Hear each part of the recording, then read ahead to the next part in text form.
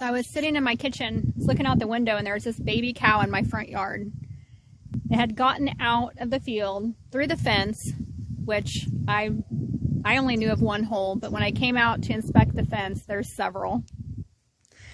So here's one really good gap where a baby cow could fit through, and it goes this entire stretch where it'd be super easy to just step right across and come outside of the fence.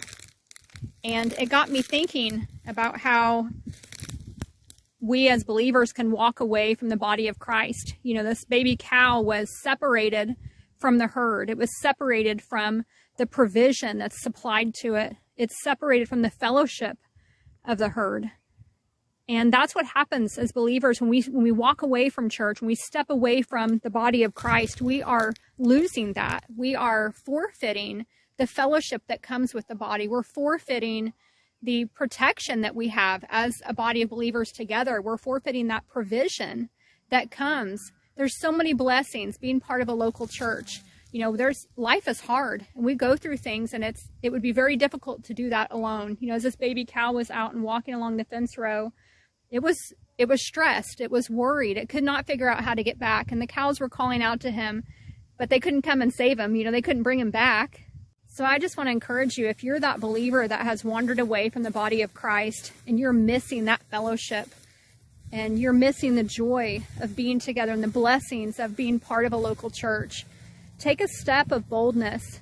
Be brave, be courageous, and go back. Return to them. You know, they can't force you to return. They can't force you to come back and be reunited. It's something that you have to do on your own.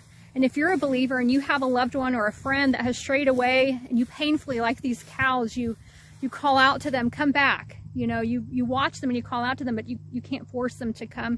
Keep praying for them. Pray for them. You know, I had to go and usher this cow back to the hole through the fence. Pray for someone to come alongside, to come behind, to be that motivation for them to return from where they came. Keep praying. Don't give up. And if you're that believer, just like that little cow that has gone away, remember that in Isaiah, he calls us sheep, like we're like sheep that have gone astray. But you know what? God goes after those sheep. He goes after those sheep and he brings them back. And he tells us that, you know, if a shepherd had 100 sheep and one got away, would he not go after that one? Yes, he does. God goes after that one. So think about that. You are valuable to God. He cares about you and loves you.